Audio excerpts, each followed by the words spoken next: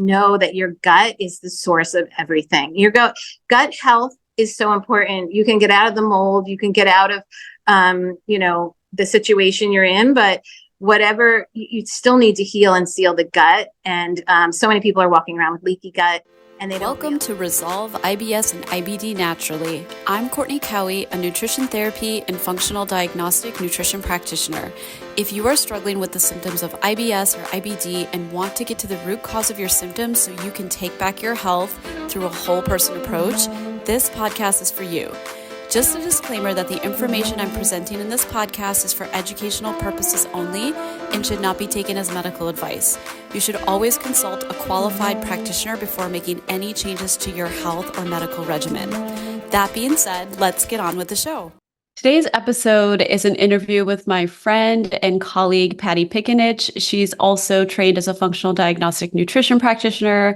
And Patty and I both talk a lot about our mold toxicity story, how that contributed to various symptoms we struggled with for a long time, and also some of the gems and pearls that we had to learn as we were recovering from toxic mold exposure. I think you're really going to love this interview. All right, Patty. So I'm super happy to have you on today because we've had so many really awesome conversations just in some of the advising we've done together. And I just was so happy to discover, happy and also sad because it's mold toxicity, right? Like you and I have both been through the ringer with figuring out that toxic mold exposure has been part of our own health journeys. And so we were having a lot of excitement just comparing our stories the other day. So I wanted to have you on today just to talk about that a bit. And hopefully this will be a lot of value add for the listening audience, especially if you suspect you're going through something like mold toxicity, just to hear from two functional diagnostic nutrition practitioners what that looked like as we were going through that as sort of the client navigating it, and then coming through the other end, becoming a practitioner, helping our clients with this type of thing. So Patty, tell me a little bit about your history, if you have a health story you want to share, and just how you became a functional diagnostic nutrition practitioner. Okay, great. Hi, I'm Patty Picinich. I'm an FDN, and I've been an FDN since 2020. So we're in 2024, so it's been 4 years now. My story is very complex because when I graduated from college, I was a finance major. I went to work for Salomon Brothers 7 World Trade Center. So I was in finance and quickly found out that the hours I was putting in was crazy. And so when I got married and wanted to have children, I went back to school for a master's in teaching. But part of that story is we moved into a moldy house. And so we were in this moldy house, didn't know, there was really not much out there about mold. So we were going through it like just with some weird health issues. We all kind of came down with different things. And that's why mold is so tricky. So, I had real bad fatigue, energy, and adrenal issues and hormone issues. I had 2 miscarriages between my boys, and my older son had really bad bronchitis every year, multiple times a year. Another son was stomach pains, and one son had really bad eczema from head to toe at 2 years old. It was horrific, because they're babies and they're just like, what's going on?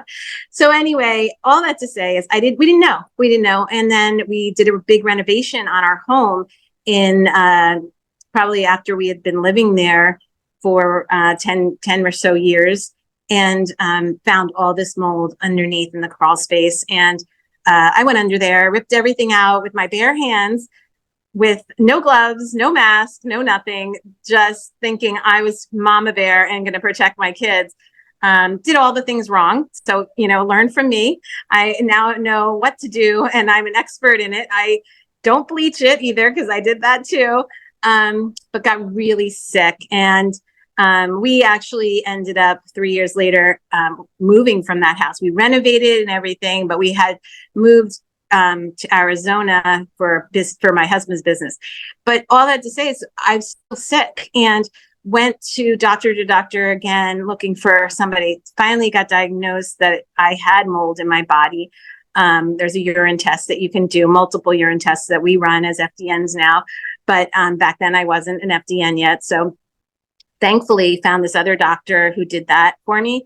And then I started my journey on healing, but just could not get there. Like I just couldn't, would get 60, 70% better, but just had so many missing pieces that I didn't know about. So fast forward to 2019, when I found FDN, I decided to take charge of my own health and solve the missing piece of the puzzle, which was the FDN foundational labs that we run, and just doing the 4 or 5 foundational labs that we run was so healing and so important to me.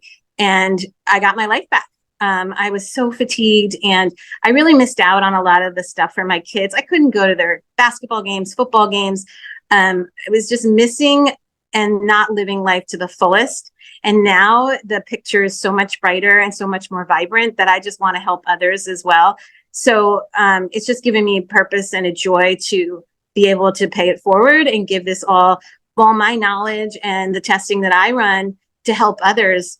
And so, you know, even though it was really hard to go through, I just feel like that's my purpose, to just teach others, you know, about health and wellness and find the missing pieces to their health puzzle is what I do. I call myself a health detective because that's what we need to do when we go to the doctors and they can't find anything. I mean, like I said, I had the adrenal issues, I had thyroid issues.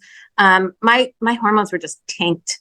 And so that really just zaps you of everything, your energy and everything. And I didn't know what was going on. I used to run and I couldn't even, you know, go for a walk. So that was just, and so there you go. That's basically my health story, a very shortened version. We can go more into detail in any scenario, any part of it that you like. But once I found FDN, it was just, you know, so enlightening to be able to know that your gut is the source of everything. Your gut health is so important. You can get out of the mold, you can get out of you know, the situation you're in, but whatever, you still need to heal and seal the gut. And so many people are walking around with leaky gut and they don't realize it. And then these symptoms just keep coming and coming and coming between, you know, it's all connected to the gut, to the brain. So any brain, I mean, one of my sons was 3 years old. They were telling me that he had Asperger's. Well, you know, we did everything possible to get him healthy. And it was really working on the gut and making sure that was healed. So there's so much we can do naturally. And I just really want to put it out there that, you know, you don't have to go on a medication to get well. It's not getting well because some other symptom is going to pop up down the road. And so that's why it's so important for us to, you know, have these conversations.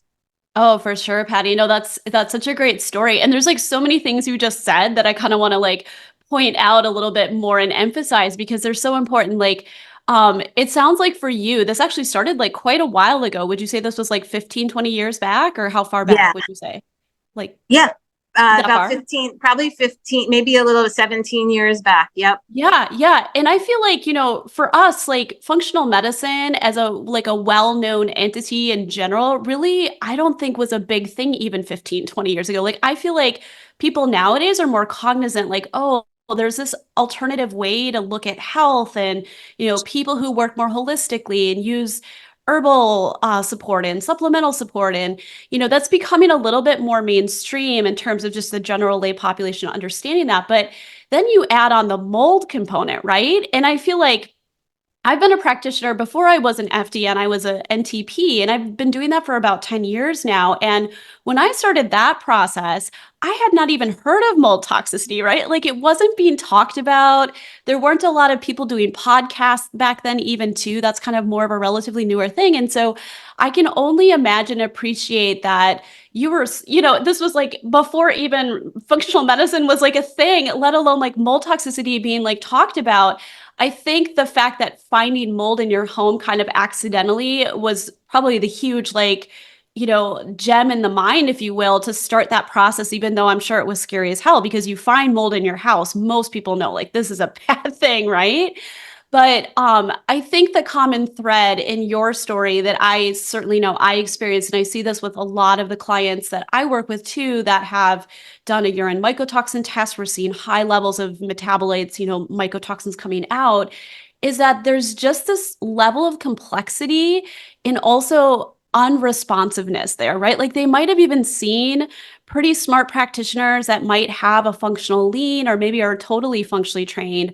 But if that mold part of their picture wasn't caught, like if that wasn't investigated and they've tried a number of different approaches or supplements with them, like these are the people that tend to get maybe a little better, or if they do get better, they backslide, right? Like there's these challenges where they're just not responding the way that we would see people not mold sick respond. And so I think that that was like something that really stuck out to me in your story, right, Patty? Just that hitting that Yeah. wall. Yeah. And the other thing that was not in existence was the dust tests, that the ERMI test that we use now.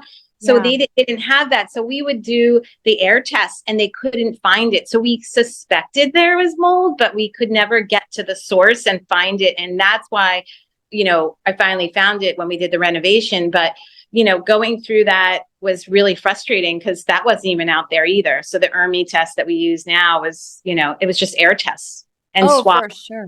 For sure. And maybe let's just talk about that a little bit, because I think this is a big point of like curiosity. And also I get a ton of questions from just my clients, because where you and I really shine is we'll help the client self-test, right? To figure out, is this something that's part of the picture? Is it not, right? And there, ultimately you have to kind of rule this in or rule this out if you suspect it. But then with mold, the thing that's really challenging about that is there's always the environmental piece. And I'm sure you've had the same conversation with your clients too, Patty. Like people will say like, well, I don't think there's mold in my home. Well, the thing is though, like you don't need to actually see it. And if your home is older than say 5 years old, there's a chance there's been some sort of water event that created an uncaught leak somewhere. And this might be something that's behind a wall, under floorboards, right? And so then people will start to really ask a lot of questions around the environmental testing part of it. And so I always put the disclaimer out there for my clients, like at that point, I point you to like investigators, like people who are skilled at going in and doing thorough assessments. But just in broad strokes, you and I can kind of talk about the whole trouble with like doing an initial test of a home for mold, right? Like you and I have probably both gone down this rabbit hole and looking at like, what is common in the field of like investigation around mold, right? And you've got all these different individuals you could choose from. You could just pull up the internet and Google like mold remediation. Joe Schmo could show up at your house, right? And if he's showing up and he's only taking air samples and that's it, to your point, Patty, like it could totally miss it. So tell me a little bit about like the process you went through and actually really investigating your home. And I mean, you found it for sure, but just to know like, how to get a good read on, is it a problem, right? Yeah. So, I mean, I found it, I was, that was the 100% confirmation there. But I can tell you that I had multiple testing done. I had multiple people, because we had water in our basement, we had water in our crawl space. And, we had them come, I would say 3 or 4 people came to test and they kept telling me there's no mold, because the air test didn't pick it up. And so, we've recently wasted so much money. We had somebody come and renovate the basement and put in like dehumidifiers and everything. And every time, we would hire these companies to come and then they would test. Nope, no mold, no mold, no mold. So it was really, really frustrating. And I think that's why when I finally found it, I was just like, I got to get it out of here and do it myself, because I didn't want to hire somebody else to come and do it and waste more money. And so, yeah, so we didn't do an ERMI in that house because I didn't know about it then. But when I came to Arizona, that's when I found Surviving Mold, which is Richie Shoemaker's website. And that's very old school. We don't really go by that route anymore, but it was educational for me at the time because it was the only thing out there. So recommends the ERMI, and that I definitely stand by as far as the gold standard of testing. For sure. Yeah. And I'm in total agreement with you. And I feel like that's kind of the first course I have my clients take is if we've done like a urine mycotoxin test and we're seeing high amounts of mycotoxins coming out. It's like, okay, you'd be crazy not to test your house. Even if you don't think it's there, like we really want to rule this out, because if we're going to help detoxify the body, bind it and get it out, and you're living in it and we don't catch that, we're going to cause a lot more inflammation, because once you start to push mold and you're breathing it in your environment, it's just going to flare all those symptoms, right? So same deal. We do like, typically I will often go the little bit more like concise dust sample testing route. I'll use the hurts me with people and I tend to get pretty good results with it, but you're correct. Like the ERMI really is going to be the dust test to go for initially if you want the full read on all of the major molds that you could find indoor and outdoor, and they get a sense of the counts, right, Patty? Yeah. Yeah. You can go on. I mean, it's basically the same concept because it's a dust. You're collecting the dust. They're testing the dust because the mold spores live in the dust. Yes. So that's why we use the, the ERMI or the hurts me. And, and I think that, like you said, testing the body obviously, is a good idea, but it could be in your workplace too, if you're working somewhere. So you don't know where it's coming from unless you do that ERMI hurts me test. Yes, absolutely. Yeah. So you and I are on the exact same page. And that's a conversation I have with all my clients. I'm like, do you work outside of the home? If the answer to that is yes, that would be highly recommended to get 2 dust tests purchased, right? And then dust sample both. And the work one can be hard though for people if they feel like they have less control over that environment and there's less opportunity to maybe modify that without straight up maybe leaving their job. And that's a whole nother conversation that I try to tell my clients, like, we're not even going to go down that worry path, because half the time we don't even need to, because I've surprisingly found a lot of work environments actually aren't all that bad. It's typically people's homes, but it's any place you're going to be spending a considerable amount of time throughout your week that you really want to check, because based on what I was taught by a functionally trained, Richie Shoemaker trained doctor, is that it doesn't take more than 30 minutes of exposure if you already have chronic inflammatory response syndrome in a moldy building for the immune system to start to get aggravated. So it doesn't take much, right? Like a Right. long trip to the grocery store could do it, right? And I'm not trying to scare listeners by any means, but like, just to give a sense of, in the very beginning, if you're really full of a lot of mold, you've had a lot of exposures, your body's really clogged up, it's not detoxifying, it can't bind and eliminate these things. It can take a lot of environmental diligence to avoid exposure to try to bring the level down enough to calm down the immune system, right? Right. And the bottom line is you're sleeping in your house, like you're spending way more time in your home. So it's really smart. And I mean, nowadays, like, I would say there's a better chance of you being able to work from home because of, after in 2019, we know what happened. And, a lot of companies went that route. And, you're spending a little less time in the office. It's really important to make sure your home is safe, so you have a safe place to live and healthy place to live. I totally agree. One thing I just wanted to kind of just dive into a little bit, because we sort of touched on, is like the whole difference between dust and air spore trap sampling, right? So the biggest key with the different ways that like we could call them indoor air quality professionals, right, come and test homes, is that with these different toxic mold species that can develop in water damaged buildings, some of them by nature have a little bit heavier and stickier quality, and others are lighter. And so they'll tend to stay airborne. And so depending on what's gone on in your home and what mold species might be growing, you might actually be living in an environment that has stickier, heavier molds like Stachybotrys or Chaetomium. And those are often dubbed like the worst of the molds too, because they're so toxic, right? Like the classic black mold is the Stachybotrys, is what we all think of. But there's like lighter, like Aspergillus penicillium species that can go airborne. And so in an ideal situation, those will all eventually settle out into the dust. So that's why for us as practitioners, just to get a baseline read on a building, getting a good dust sample will capture a lot of it.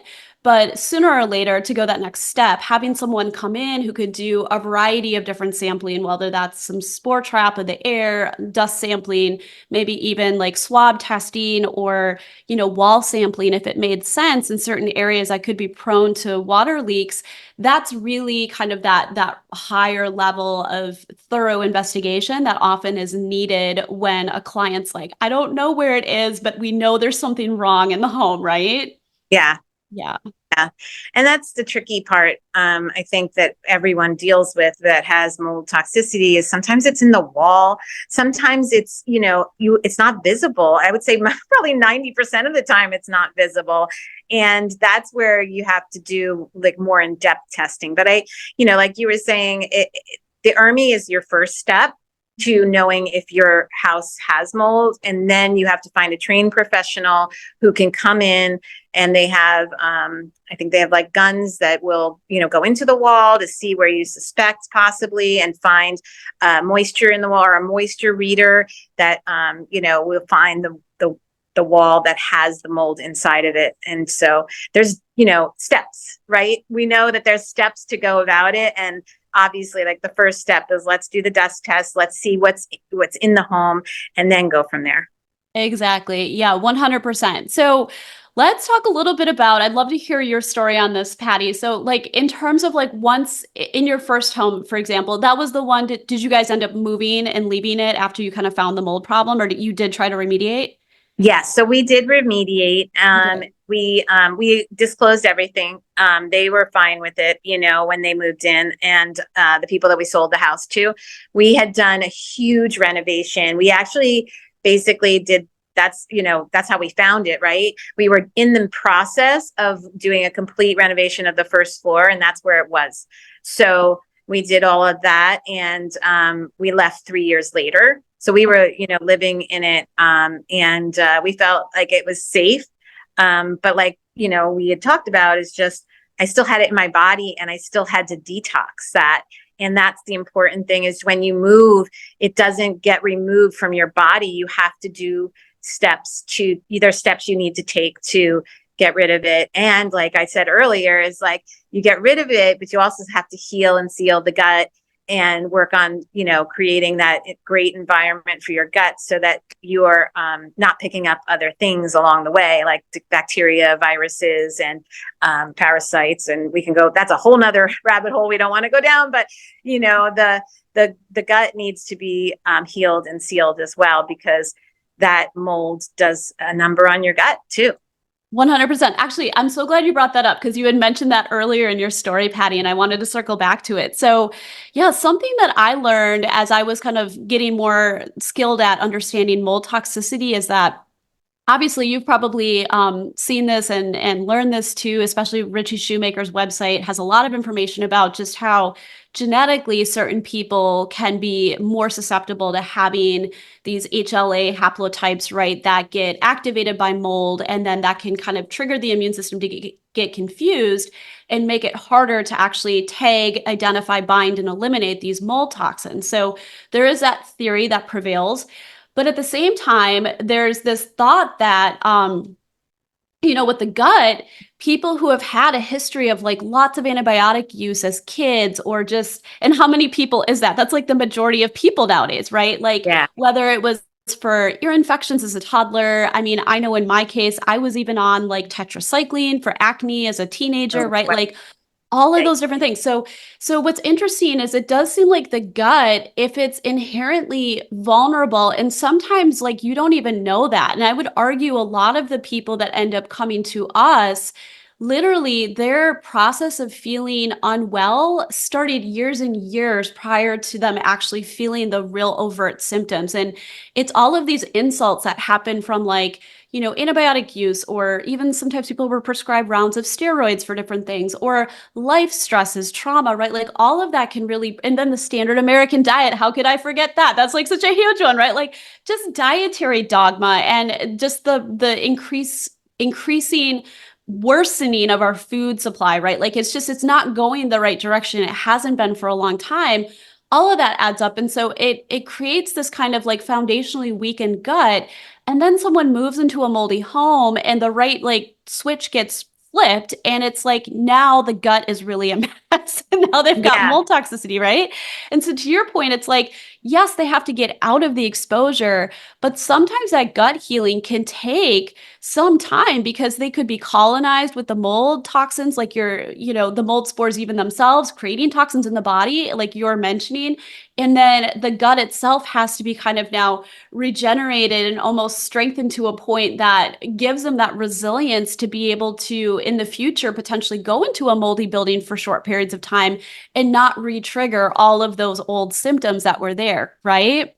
Absolutely, absolutely. And the thing is a lot of people struggle with candida and just can't get rid of it. And I think that's also another clue that you got to dig deeper and really see, what your house is like. What are you living in, and why is it not going away?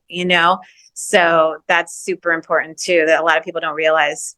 Yeah, absolutely. No, I'm in total agreement. Yeah, I always get very suspicious. Like if we run a GI map, that's our foundational stool test that we like to run as FDN-Ps. Like if I see high candida, it's that picture of like multiple systems of the body impacted, a little bit more complex. I'm also seeing a parasite. I'm also seeing bacterial overgrowth. Like I'm automatically like, we might have a toxic mold component to this picture. And depending on this entire case and, how everything's adding up, like we might want to investigate this because, yeah. And I would say all the more so if it's a client who's already pretty well educated and they've done they're ahead of the average bear, like their diet is actually in a pretty okay place. And I'm seeing high candida. I'm like, there's a deeper reason why this person's showing up with all this candida, right? Oh, totally. Exactly. That's the thing. I think that's what was really healing for me and for my personal journey. And I think that's why, that's immediate what I think of when, when somebody's been struggling for a long time and can't seem to get better. Like you said, we go down that hole of saying like, okay, well, what's your environment like? And what stressors do you have in your life? And, there's a multitude of things we look for as FDN. So, it's not just one thing. But yeah, that's always a piece of the puzzle. Yeah, absolutely. Thank you so much for listening to this podcast episode. Can I ask you a favor? Would you be willing to hit pause, give this podcast a quick rating, hopefully it's a 5-star, and even leave a comment or question that I'd be happy to respond to? This really helps to beat the podcast algorithm so that this free content can reach more people struggling with gut health issues like you. I appreciate your feedback and willingness to support this podcast. Now back to the show. Okay, so back to the like home remediation piece. I want to ask you about this, Patty, because like I know I could talk about my experience with it, but I've just found in general it can be incredibly hard to like properly remediate a home if someone's already mold sick to a point where they can actually recover. But what has been your experience with that? Have you found that to be challenging? Have you found that to be kind of 50-50? Like some people can, some people can't? Tell me about that. So, it's hard for me to say for my personal journey, because like I said, I was out of the mold when I started my healing journey. But yeah, I really feel that I feel strongly that they should be out first. Yeah. But if they can't get out, what I try to do is give them a lot of tips on what to do, which, I can share with you and your audience too, is that, I make sure that if you're living somewhere, you can keep your windows open at all times and keep that cross ventilation. If you can't keep them open at all times, I encourage at least, a half hour a day, have all your windows open and get that fresh air, keep moving the air, because that's, super important. Also, keep your dust to a minimum. Like you're dusting your house every week, you're vacuuming, you're making sure you get rid of your carpets. You want to, hardwood floor or a tile is obviously the best situation so that dust can't have a place to land. And also get really good air filters so that the air is, especially in your bedrooms, we have an air filter in each room. And making sure they're good quality air filters, because there's some other ones out there that are really not helping you with mold spores. And then, again, there's a specific diet that you need to follow just to keep your mold low, because there's foods that can be contaminated with mold. There's, foods that are high in sugar are going to feed the mold. So there's so many things that you can do if you can't get out. But ideally, yes, you want to get out first. That's the first and foremost. But sometimes, yeah, you can't get out right away or you can't afford to get out. And there are things that you can do. So don't feel like, oh, I can't get out. So I'm just going to not do anything. Yeah, exactly. Exactly. And that's the hard part about this type of situation is like I as well try to take that like meet you where you're at. Let's stay within what's possible and not over catastrophize anything, right? Because a lot of people, and I mean, I can be this way too, can get into this all or nothing like, "Oh my gosh, if I don't get it perfect, I'm not going to heal," right? And that's not necessarily true. But I definitely know that in my own personal journey with like discovering mold in the home we were living in, it was a larger home that had had a few additions built onto it. It was like built in the 1970s. So certainly of the age where several water events could have happened over time, right? And you don't often know unless you're the original homeowner what the history of your home is. And that's the hard part with this whole situation. Because how many Yeah. of us build homes and have a complete track record of everything that's happened? So in our home, I would say probably 70 to 80% of it was carpeted, which isn't a big deal unless you find yourself in a situation like this, right? And so we had done all the things, Patty, right? Probably similar things to what you had done. And granted, now I do think depending on where you live in the country, you might have advantages if you're living, say, like in Arizona or like a desert region, because you're not going to be fighting with like the natural humidity of the environment as much. But that's not to say you couldn't still have water leaks and that moisture could feed mold growth and like, the floorboards or the drywall or something. So, but in the state where I live, which is Wisconsin, it does get quite humid in the summer. And of course, if you're not controlling humidity, it doesn't take much. And so we had like very old, you could argue like inactive mold spores, but still visible, like growing up in the ceiling from like prior water damage. But the bigger problem was we had people come in to remediate it. And this is, I think, a big challenge. So this is kind of why I'm mentioning this. Finding companies that remediate mold in homes the right way, which by my understanding requires them to do like a reverse vacuum suction, like a containment, right? And then they have to create almost like this vacuum kind of inside of that so that if they're working and disturbing, say, the ceiling or the walls and the mold is kind of going airborne, it doesn't actually get out of that containment and go into the rest of your house. So like we had a containment, but there was no like specific vacuum or fan or anything to like keep it. And then people were moving in and out of the plastic around. So I'm pretty positive it wasn't really contained. And so what actually ended up happening was, this is what I suspected. It got disturbed, which we know when we disturb biotoxins, they get pissed, right? And they create more toxins. So old or not, right? Like this mold kind of got disturbed and went all over the place and then settled out in the carpet. And I mean, we spent like hours and hours, like power vacuuming with a HEPA filter, like all of the carpet. We dusted everywhere. And I mean, oh my God, Patty. And then we waited like 3 weeks and we retested. I think we ran like a Hertz Me Too. The score was actually higher. It was actually higher after the remediation. I know.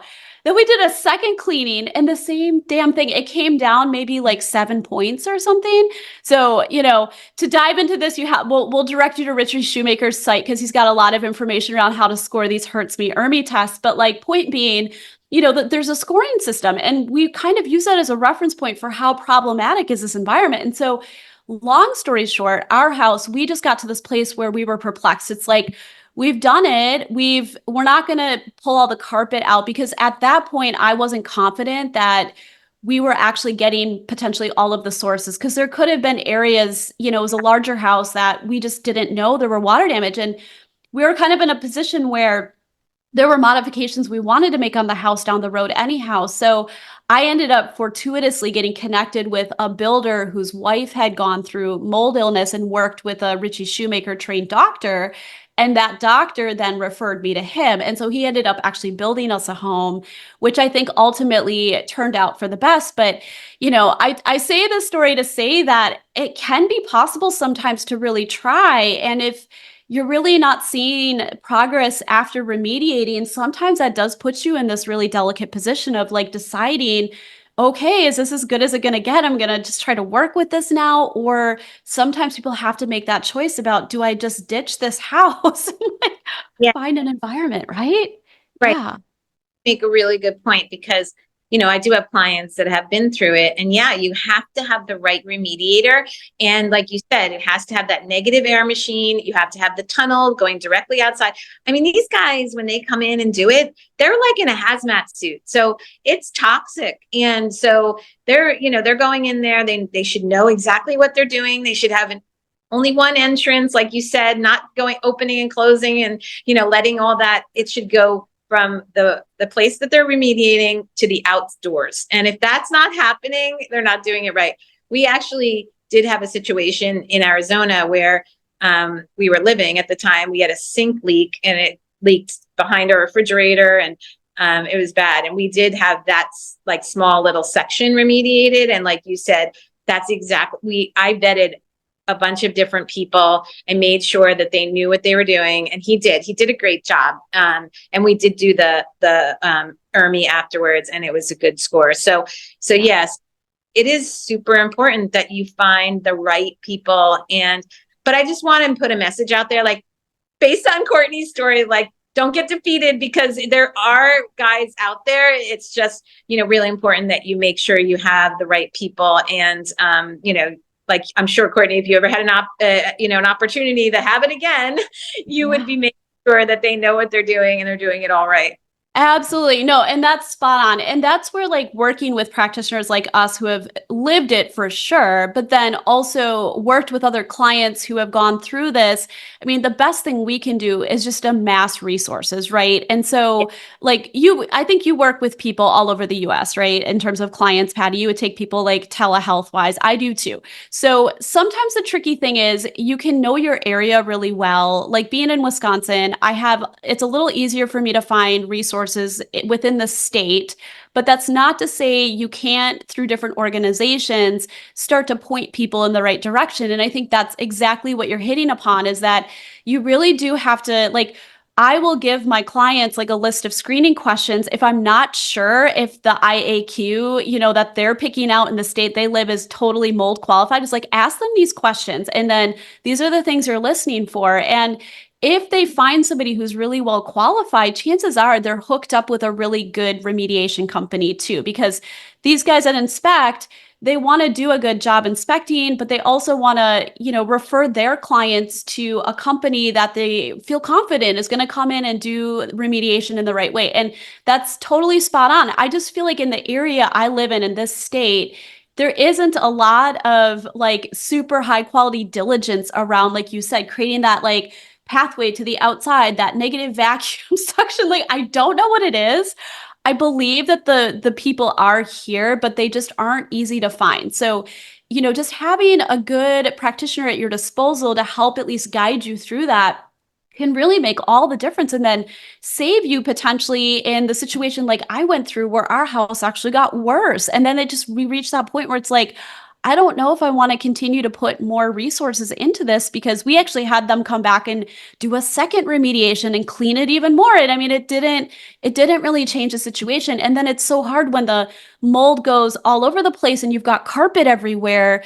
I mean, good luck, right? Like maybe you can get it out with a HEPA vacuum, but I would just at that point ditch it all. But then you're kind of still at that point of like, well, what if I retest and it's still not a good score? I personally would want to see a passable hurts me to or ERMI score to be 100% for sure that the client's like in a good place. I don't know about you, Patty. Oh yeah, absolutely. That's the goal, right? So I feel like that's super important that we're getting a good score. But I do think that, the quality of your life too is a good sign as well, and see how you're, and, I think that's really important, because we know that, living in the mold causes a whole host of symptoms. So, just being able to get above, get that bucket emptied a little bit. And as you see improvement in your health, that's always a great sign too. For sure. Yeah. Always looking for those subjective clues. So yeah. Did you find this episode informative and helpful? I'd love to have you leave me a 5-star rating. Do you have questions about holistic approaches to optimizing gut health that you'd like to ask? Please leave your question or comment below, and I will be sure to address it personally or cover it in a future episode. Be sure to check the show notes for any resources mentioned in today's episode. See you next time.